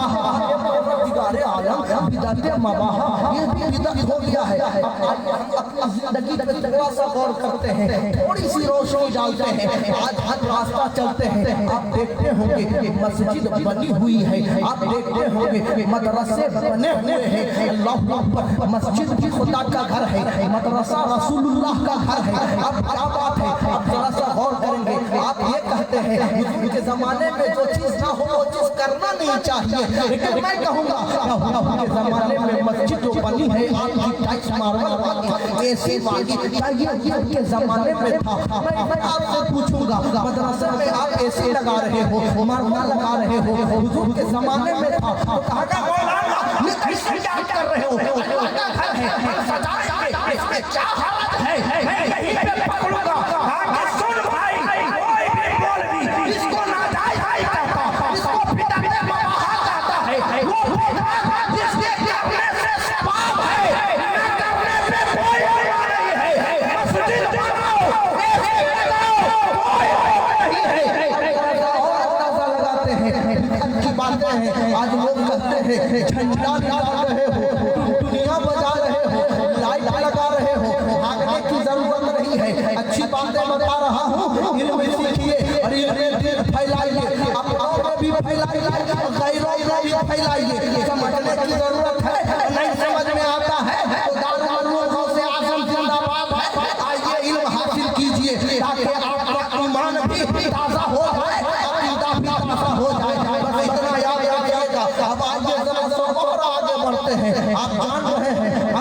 बहुत ही पॉइंट की बात बोलेंगे, लेकिन सिर्फ किसी को चलाने के लिए नहीं, बल्कि उसके दिल में मुस्तफा का इश्क सजाने के लिए बोलेंगे। जरूरत है तुम्हारे दिल में मुस्तफा का इश्क सज जाए, तुम्हारी दुनिया भी समझ जाएगा, आखिरत भी समझ जाएगा। मौलवियों की चापलूसी में आकर के नबी के इश्क को तुम बर्बाद न करो। अरे तुम कहते हो ठोका लगाना, तुम कहते हो ठोठियां बजाना, ये कैसे है? ये बिदअत है, ऐसी बात है। आप बिदअत तो कह रहे हैं, लेकिन है बिदअत जरूर, लेकिन बिदअत भी एक बिदअत सैया था, सैया में हम चल रहे हैं, लेकिन आइए बिदअत मबाहा में आते हैं। ये आपने टुटुलियां लगाया, ये लगाया, वो लगाया, अब जरा सा और आइए एक चीज और बताते हैं बिदअत मबाहा के बारे में कि आप टुटुलियां लगा रहे हैं, ये बैलून सजाए, फुक्का सजाए और ऊपर से झंडा लगाए। लोगों का एतराज हो गया ये बिदअत है, लेकिन पूछिएगा भैया बिदअत तो है, ये बिदअत का कौन किस्म है? अभी तो हम 5 को बताए, 2 और गिनाएंगे, 2 और गिनाएंगे। अभी ये 5 था, और गिनाएंगे। लेकिन सुनिए, आप जानते हैं नबी पाक सल्लल्लाहु अलैहि वसल्लम की पैदाइश का आलम में कितनी खुशियां थी, कितनी खुशियां थी। रब होता है, फरिश्तों को हुक्म देता है, ए जिब्रील या मेरा महबूब आ रहा है, नबी के आखिरी ज़मा आ रहा है, नबी के कौनैन आ रहा है, ए जिब्रील या मेरा नूर आ रहा है।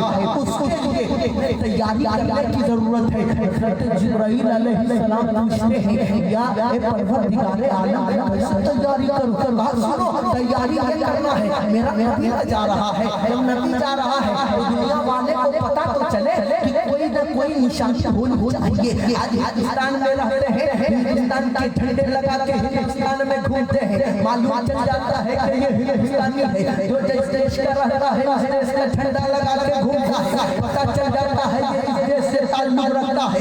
लेकिन सुनो जिब्रील, ये तो अनोखा ही आलम होगा, परवरदिगार आलम कैसे अनोखा होगा? आगे सुनो, सारे लोग दुनिया के झंडे उठाए होंगे, लेकिन सारे झंडों में अगर भारी होगा तो मेरे नबी का परचम भारी होगा। वो मेरे नबी का परचम। आज दुनिया के झंडे अगर हिंदुस्तान में लगावे तो पाकिस्तान वाला नहीं देख पाएगा, पाकिस्तान में लगावे तो कोई किसी देश वाला नहीं देख पाएगा, लेकिन मेरा नबी का झंडा ऐसा होना चाहिए कि सिर्फ हिंदुस्तान में नहीं, मशरिक वाले भी देखेंगे, मशरिक वाले भी देखेंगे, आसमान वाले भी देखेंगे।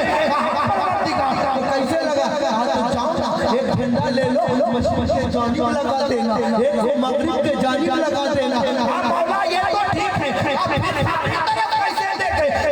मेरा काबा पूरी दुनिया के बीच में है, काबा खुला ले ऊपर झंडा जा रहा है, इधर नबी का झंडा देखेगा, और नबी का झंडा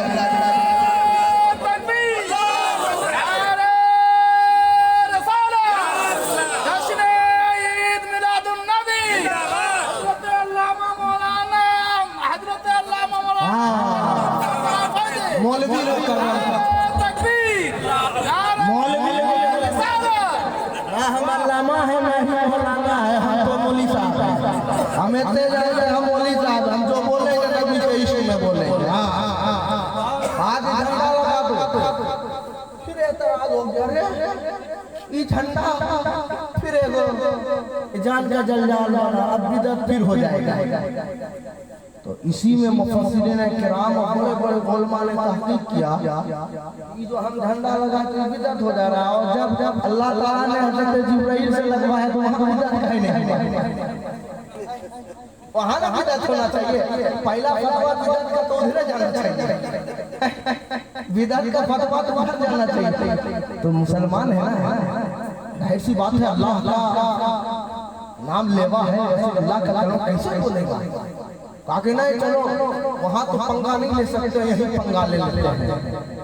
तो पंगा लेने से कोई फायदा नहीं है, नबी के इश्क में ढल जाइए, इसी में फायदा है। क्या फायदा होगा? झंडा तो अल्लाह लगवा रहा, तो हम लगाए से हमारे गुनाह कर दिया। और रही बिदअत, तो बिदअत में ये बिदअत की जो है जो 5वीं किस्म है, बिदअत मबाहा। जैसे ही फटफटिया पे घूम रहे ना, हुजूर के जमाने में नहीं था, लेकिन आप घूम रहे हैं, चॉकलेट खा रहे हैं ना, घूम रहे हैं, खा रहे हैं, हुजूर के जमाने में था, तो हर जगह बिदअतें करेगा तो जीना मुहाल हो जाएगा। बिदअत में भी किस्में निकलती है, पढ़िएगा तब ना समझिएगा, नहीं पढ़िएगा तो खाली झगड़ा करके लड़ते रहिए, कोनो फायदा नहीं है।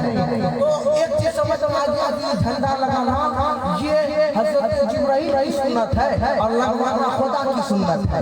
और रही बिदअत आप कहते हैं तो इसको बिदअत मुबाह उलमाए किराम कहते हैं। जो जायज है लगाओ तो सवाब, ना लगाओ तो कोई गुनाह नहीं। मुसलमान लगा इसी मकसद के तहत लगा दिए, अरे हम नहीं कर सकते, कम से कम यही है। तो इसमें लड़ने झगड़ने से कोनो फायदा है? सब अच्छा काम है। आप कितना कितना देखते हैं, एक से एक तरीके से जश्न मनाया जाता है। हम देखे हैं बहुत जगह जश्न मनाते हैं। आजकल वैलेंटाइन वाला भी पढ़ देते हैं, और ये कौन वाला जो है भाई वैलेंटाइन डे 14 फरवरी को होता है, हमको तो नहीं पता। आसिफ भाई ज्यादा जानते हैं माशाल्लाह। तो देखिए वो सब लगाने में, वो सब मनाने में तकलीफ नहीं हो रहा, मिला उसमें तकलीफ नहीं। इसमें काहे तकलीफ हो जाता है भाई? उसमें तो खाली बुराई है, इसमें तो अच्छाई ही अच्छाई है। सुभान अल्लाह भी यही बोल रहे हैं, अल्हम्दुलिल्लाह भी यही बोल रहे हैं, अल्लाह यही बोल रहे हैं। अब रही सुनिएगा, सुनिएगा तो सुनिए, देखते रहिए कहाँ कहाँ जाते हैं। ये चीज हो गया। अब उसके बाद फिर मेरे जहन में एक बात आ गई, मौला ये 5 चीज तो समझा दिए सबको, 2 और चीज बचा है। कौन वाला? बोला वो जो बिदअत सैय्या था उसमें भी तो 2 उसमें भी 2 निकल रहा। कौन वाला है? एक है बिदअत मुहर्रमा और एक है बिदअत मकरूहा। ये 2 किस्म निकल गया। इसमें भी कुल मिला के वहां से चले तो 7 किस्म निकल गया बिदअत का। अब तक लोग एक ही बिदअत में लड़ रहे हैं, बिदअत है। इस सब में कौन लड़ेगा? इसमें भी लड़ना होगा, इसको भी समझना होगा, समझिए आप। तो बिदअत जो मुहर्रमा होता है, मुहर्रमा का मतलब वो चीजें जो हराम हो। सैया का मतलब होता है वो चीजें जिसको इजाद किया गया हो और वो लोगों के दरमियान नापसंद किया गया, लोगों के दरमियान नापसंद किया गया। उसी में से 2 किस्म निकली, एक बिदअत मुहर्रमा और एक बिदअत मकरूहा। अब मुहर्रमा जो बोलते हैं ना, वो चीजें जो हराम हो, जो हराम हो। अब हराम कैसे? आज हम देखें दोनों तरफ के लोग, चाहे सुन्नी हो और चाहे सुन्नी नहीं हो। अब बोल देंगे नाम बोलेंगे वहां भी कोई तकलीफ होगी, लेकिन ऐसी बात नहीं है। आप इस जमात से मानते हैं, मानिए, हमको कोई एतराज नहीं है। हम यही जानते हैं कि हम खाली आपको समझा रहे हैं। आप जिसको मानते हैं मानिए, वो एतराज नहीं है। आप अच्छे लोग हैं, अच्छा समझते हैं, लेकिन याद रखिए इल्म वाले के बीच में बैठिए तो आपको इल्म हासिल होगा। तो बिदअत मुहर्रमा वो चीजें हैं जो हराम हो। जैसे मिसाल के तौर पे मुहर्रम हम लोग मनाते हैं, लेकिन उसमें क्या करते हैं? ताजिया निकालते हैं। ताजिया निकालना हराम है।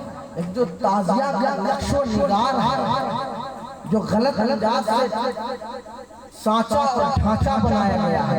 ताजिया जो है जब बनाओ तो जो इमाम हुसैन का रौजा है ना, सेम टू सेम वैसे ही बनाओ और एक जगह पे रख जाके लोग आकर के जियारत करें और इमाम हुसैन की मोहब्बत दिल में बसा करके चलते रहें। ये आला पढ़वे नहीं करिएगा तो सब हराम यही सब हो जाएगा। लगते मरते रहिए, उसमें क्या होगा? कुछ नहीं होगा। पढ़िए पहले, इसलिए बोलते पढ़ने भेजिए। हाँ। अच्छा एक चीज और, इसको बोलते हैं बिदअत मुहर्रमा। जैसे ढोल बाजा ताशा, ये सब का मुसलमान का ये पेशा नहीं है, ये रवैया नहीं है, ये सब हराम है। तो अहले सुन्नत वल जमात माशाअल्लाह बिल्कुल आगे है, इसको हराम ही बोलता है। भले अवाम ना बोले, लेकिन उलमा को हराम ही बोलेगा, चाहे कहाँ भी रहे, उसको जायज नहीं बोलते। इसको बोलते हैं बिदअत मुहर्रमा। तो ये चीज आप भी एग्री हैं, हम भी एग्री हैं। अब आइए अब बचा बिदअत मकरूहा। समझ रहे हैं? बिदअत मकरूहा वो चीजें जो नापसंद, एक होता हराम और एक होता नापसंद। ऐसे नापसंद किए सबके साथ का चीज अच्छी आदत है, उसको बोलते हैं नापसंद। लेकिन यहाँ बिदअत मकरूहा से दूसरा मुराद है। खुतबा जुमा और ईदैन का जो है वो गैर अरबी में जुमा का खुतबा क्या करते हैं? अरबी में पढ़ते हैं ना। ईद का खुतबा अरबी में ना पढ़ते हैं। तो अगर अरबी के अलावा उर्दू में पढ़ते हैं तो इसको बोलते हैं मकरूह। लेकिन ये मकरूह तहरीमी नहीं है, बल्कि मकरूह तंज़ीही है। अगर मकरूह तहरीमी होता तो हराम हो जाता, ये तंज़ीही है, ये नापसंद किया है। अरबी खुतबा है तो अरबी ही पढ़ा जाए। ये अहले सुन्नत वल जमात और अहले सुन्नत वल जमात का अकीदा भी है और इमाम आज़म अबू हनीफा का मसला भी। ये चीज समझ रहे हैं आप लोग? सब समझ गए ना? बिदात और शिर्क समझ गए? और तकरीर खत्म कर रहे हैं? नहीं, तो आगे बढ़िए, थोड़ा सा और मोहब्बत में लेके चल रहे हैं। और ये तो शरीफ अल्लाह सय्यदना व शफीना व हबीबना मौलाना मुहम्मद वसल्लम सल्लल्लाहु अलैहि सलातो व सलाम अलैका या रसूलल्लाह सल्लल्लाहु तआला अलैहि वसल्लम।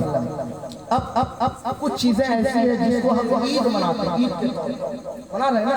ये जो रबीउल अव्वल ये ईद के तौर पे मना रहे हैं। हम लोगों का एतराज है भाई ईद तो दो ही है, एगो ईद है, एगो बकरीद है, एगो ईद उल फित्र है, एगो ईद उल अज़हा है। ईद है, तीसरा ईद कहाँ से? एक बात बताइए, कुरान को मानते हैं ना? सभी मानते हैं, हम मानते हैं, आप पढ़ते हैं, हम पढ़ते हैं। लेकिन पढ़ने का अंदाज अलग हो जाता है, नजरिया अलग हो जाता है। कोई इश्क़े रसूल में पढ़ता है तो कोई बुग़्ज़े रसूल में पढ़ता है। जो इश्क़े रसूल में पढ़ेगा उसे सिर्फ नबी की मोहब्बत नजर आएगा, और जो बुग़्ज़े रसूल में पढ़ेगा उसके दिल में तो खाली अदावत नजर आएगा। का है लोग कहोगे खाली नबी का तारीफ करता है, अल्लाह की बात नहीं करता, अल्लाह की बात नहीं करता। हमारा यार अल्लाह की बात तो अल्लाह के रसूल के साथ जुड़ा हुआ है, नहीं जुड़ा हुआ है। ला इलाहा इल्लल्लाह मुहम्मदुर रसूलुल्लाह कलमा पढ़ते हैं, अल्लाह के सिवा कोई माबूद नहीं, मोहम्मद सल्लल्लाहु अलैहि वसल्लम अल्लाह का रसूल। तो पहले अल्लाह का जिक्र है, फिर मोहम्मद रसूलुल्लाह का जिक्र है। जब अल्लाह ताला को तकलीफ नहीं है तो तुमको काहे को तकलीफ हो रहा है? अल्लाह फरमाता है कुल इन कुंतुम तुहिब्बुनल्लाह फत्तबिऊनी युहिब्बुकुमुल्लाह। ए महबूब फरमा दीजिए, मौला का फरमाता है कि फत्तबिऊनी युहिब्बुकुमुल्लाह। अगर तुम अल्लाह से मोहब्बत करना चाहते हो तो तुम मेरी इत्तिबा करो। अल्लाह तो खुद फरमा रहा है कि महबूब फरमा दीजिए, तो हमको अब नबी की इत्तिबा करने में तकलीफ काहे को? तकलीफ नहीं होनी चाहिए। जब अल्लाह के हुक्म को आप मानते हैं तो अमल भी कीजिए ना। झगड़ा करके कोनो फायदा है? कोनो फायदा नहीं है। अब आइए हम चलते हैं थोड़ा सा ईद की तरफ। ईद की बात हो गई, जश्न ईद मिलादुल नबी मना रहे हैं, लोग एतराज करते हैं ईद दो ही होती है। सच में ईद कई है। ईद जो है मुसलमानों के लिए हर खुशी के लिए पर ईद है। जब अल्लाह नेमत अता करे, जब खुशी और मुसर्रत का इजहार करे, उसको ही ईद कहते हैं। और ईद का माना होता है खुशी मनाना। होता है आज शमशाद भाई को बेटी हुई है तो मुझे खुशी मनाए कि नहीं मनाए?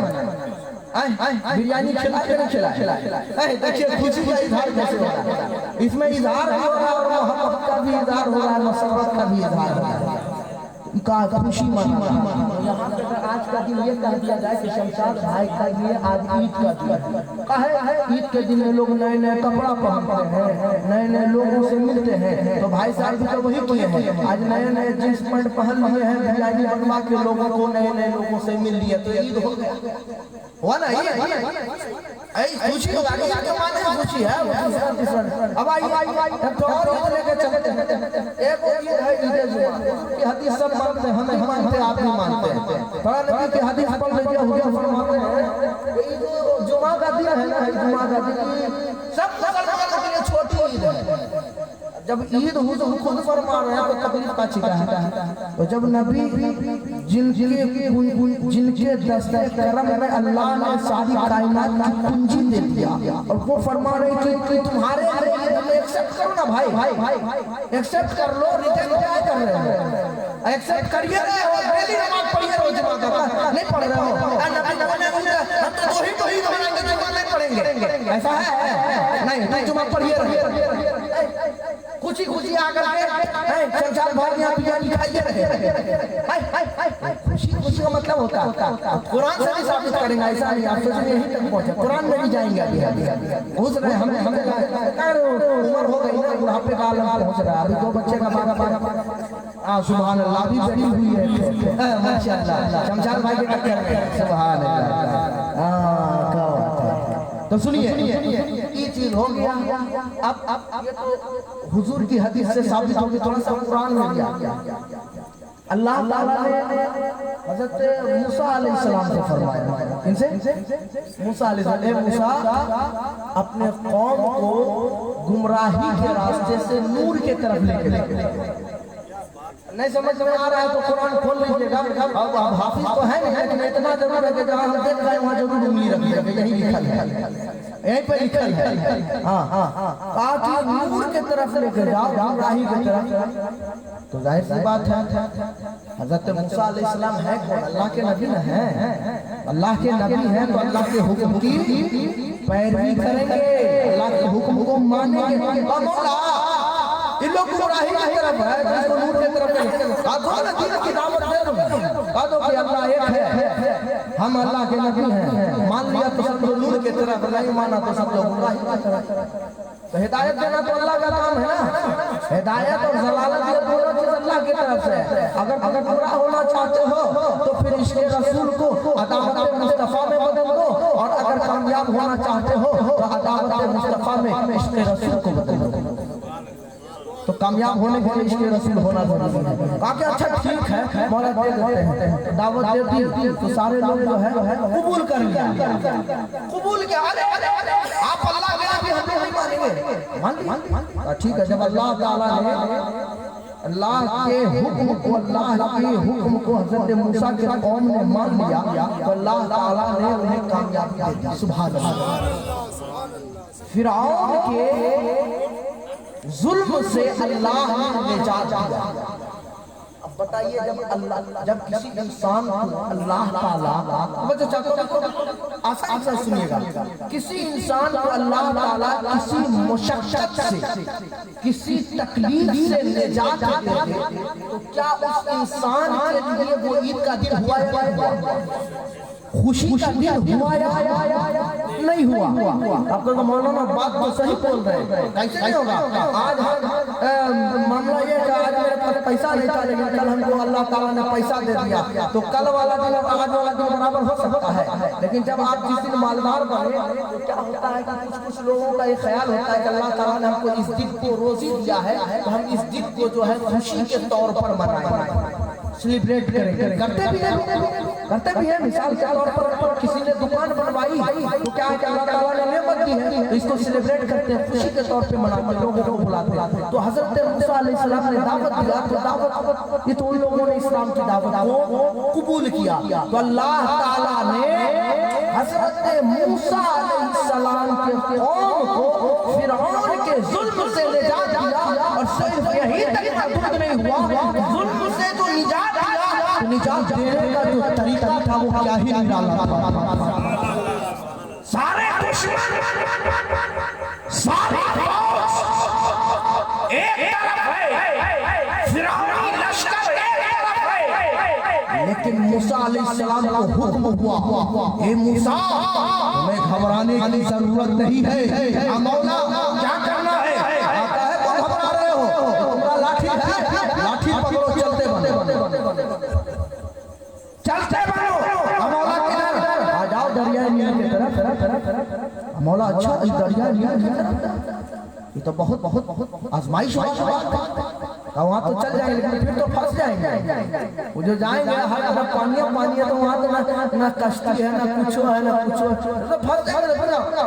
हुक्म रब्बी है, मानते जाओ, बाकी देखो हम करते क्या। रब का हुक्म इनकार कर रहा है, जब अल्लाह फरमा दिया तो फरमा दिया। नबी खुदा की बात मुखालफत नहीं करने वाले होते हैं, खुदा की बात एक्सेप्ट करने वाले का रब का हुक्म है, चलना, चलते बने। और बनी इस्राइल मूसा अलैहिस्सलाम के मानने वाले थे, सब पीछे जा रहे हैं, पीछे दौड़ के लश्कर आए। कहा मौला पहुंच तो गए दरिया नील के पार, अब क्या करना है?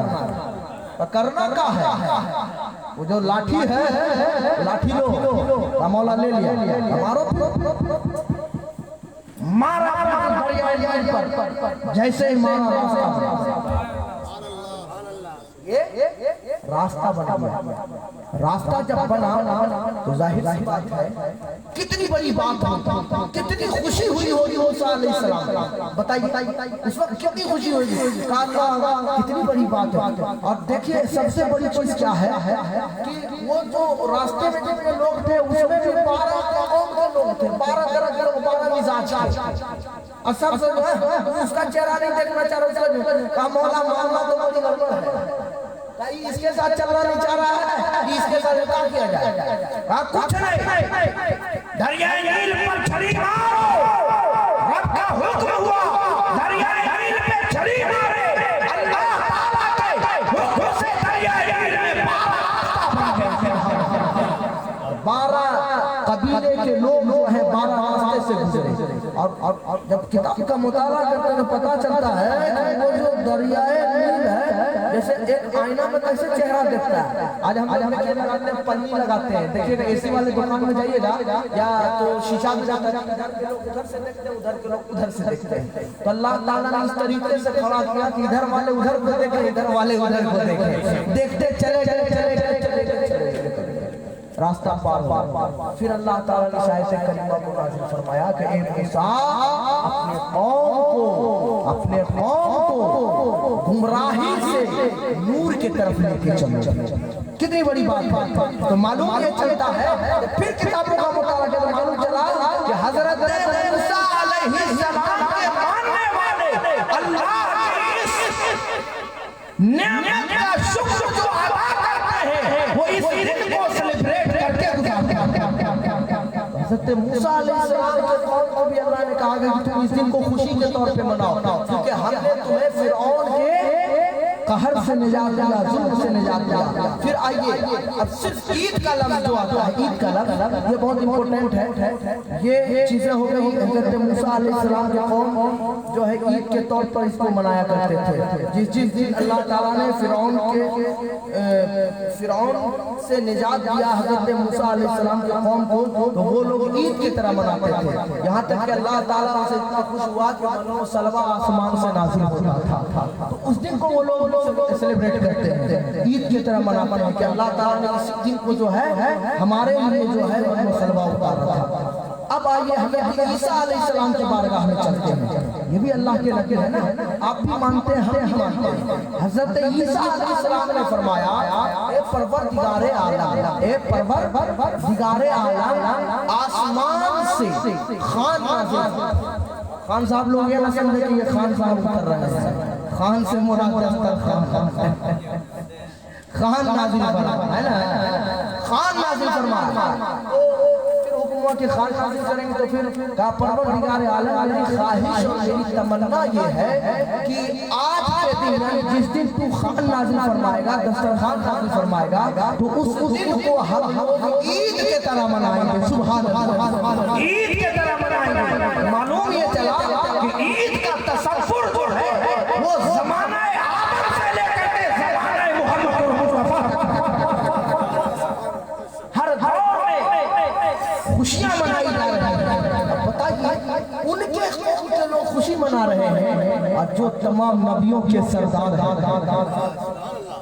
दोनों आलम के सरकार हैं, इमामुल अंबिया हैं, अंबिया के ताजदार हैं।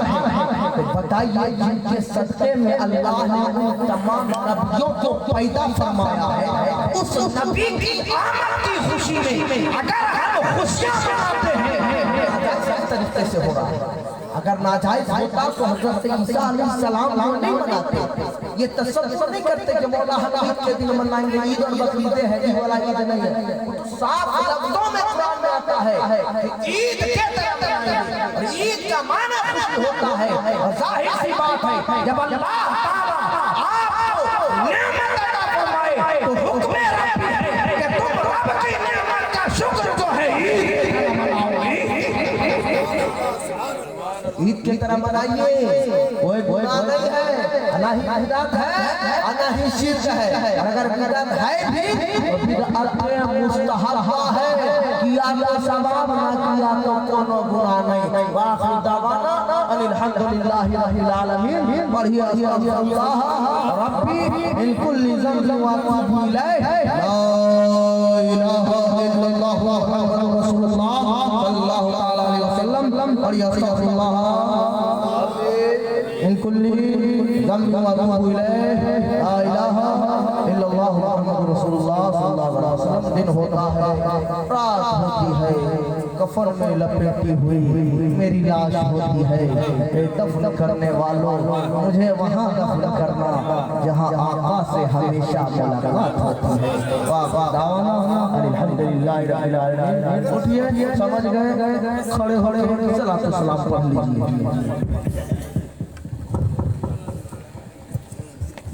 ये मुस्तफा जाने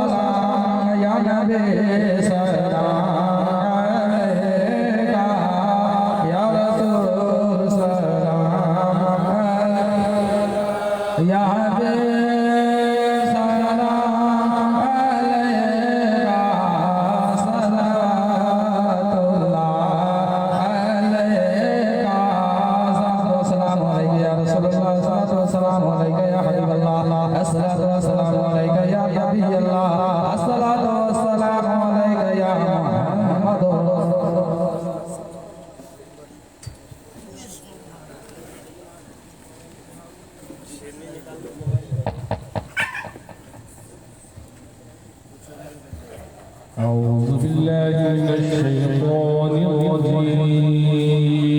بسم الله الرحمن الرحيم.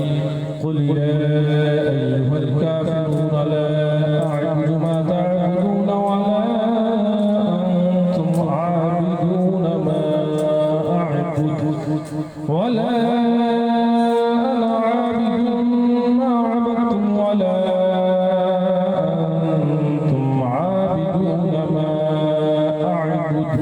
لكم دينكم ولي دين. بسم الله الرحمن الرحيم. قل هو الله أحد الله الصمد لم يلد ولم يولد ولم يكن له كفوا أحد. بسم الله الرحمن الرحيم.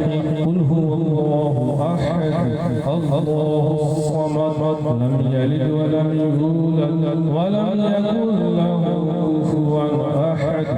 بسم الله الرحمن الرحيم.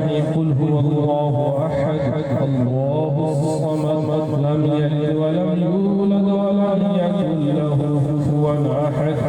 بسم الله الرحمن الرحيم. قل أعوذ برب الفلق من شر ما خلق ومن شر غاسق إذا وقب ومن شر النفاثات ومن شر حاسد إذا حسد.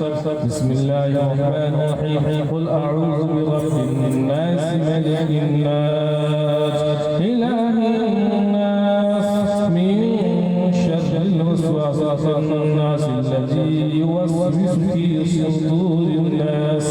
من الجنة والناس. بسم الله الرحمن الرحيم. الحمد لله رب العالمين الرحمن الرحيم مالك يوم الدين إياك نعبد وإياك نستعين اهدنا الصراط المستقيم صراط الذين أنعمت عليهم غير المغضوب عليهم ولا الضالين. من الشيطان الرجيم. بسم الله الرحمن الرحيم. ألف لام ميم.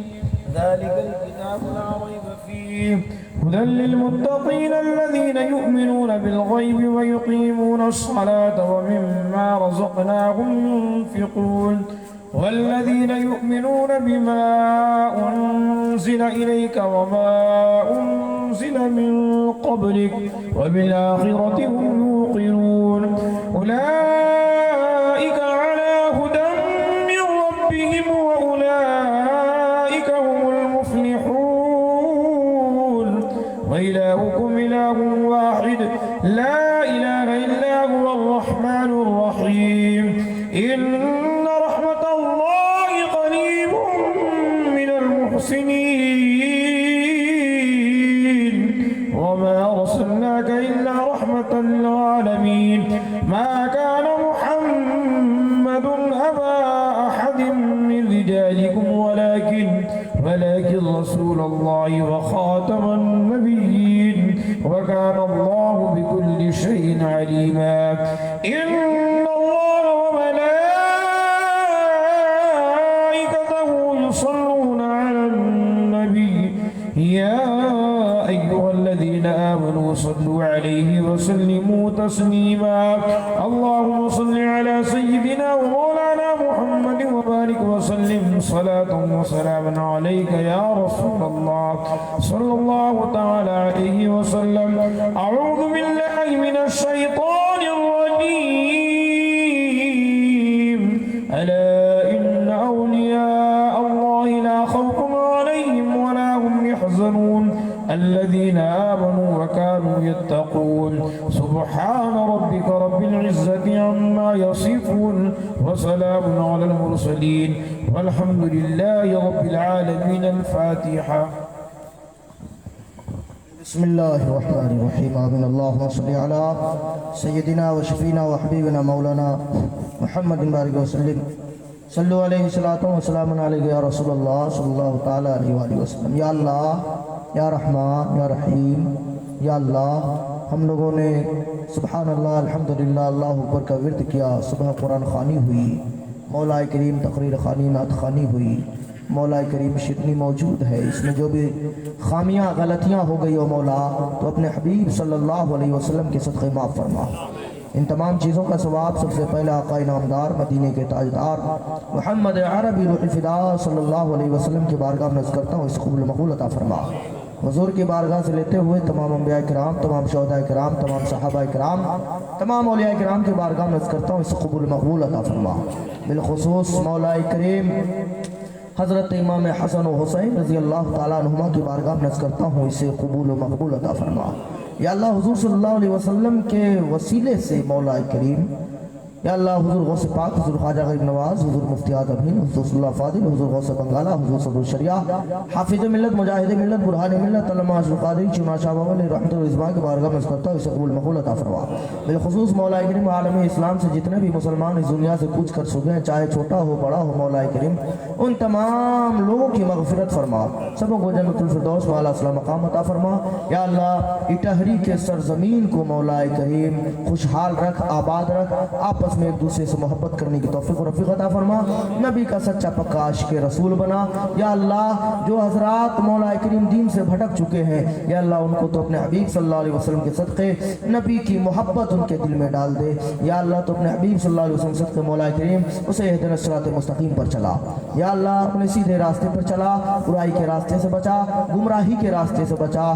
बिलखुसूस मौला करीम जनाब मोहम्मद शमसाद साहब की बच्ची की विलादत हुई है. या अल्लाह उनको मौला की उम्र में, रिस्क में, माल में तरक्की अता फरमा। या अल्लाह उस बच्ची को मौला की इल्म नाफे अता फरमा। हर परेशानी, हर आफत व बलियात से बचा, हर मुसीबत से बचा। बिलखुसूस हम तमाम मुसलमानों के दिली जायज़ मकासद को पूरी फरमा। या अल्लाह हमें जो बीमार है मौला उसे शफाए कुल्ली अता फरमा। जो परेशान हाल है मौला उसकी परेशानी को दूर फरमा। जो कर्ज में मुब्तला हो मौला उनको कर्ज से सुबकदोशी अता फरमा। जो बहनें मौला करीम जो माँ हाथ उठाई हुई है तेरी बारगाह में, या अल्लाह उनके भी दिली जायज़ मकासद को पूरी फरमा। या अल्लाह तो अपने हबीब सल्लल्लाहु अलैहि वसल्लम के सदक़े मौला करीम हम तमाम मुसलमानों को ईमान पे रख, ईमान पे खात्मा नसीब अता फरमा। औज़ु बिल्लाहि मिनश शैतानिर रजीम। बिस्मिल्लाहिर रहमानिर रहीम। इन्नल्लाहा व मलाइकतहु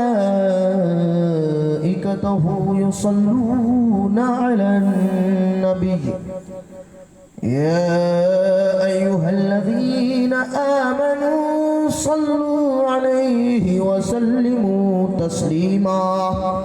अल्लाहुम्मा सल्लि अला सय्यिदिना व शफीना मुहम्मदिन। सुब्हान रब्बिका रब्बिल इज़्ज़ति अम्मा यसिफून व सलामुन अलल मुरसलीन वल्हम्दुलिल्लाहि रब्बिल आलमीन। बिहक़्क़ि ला इलाहा इल्लल्लाह मुहम्मदुर रसूलुल्लाह। अस्सलामु अलैकुम।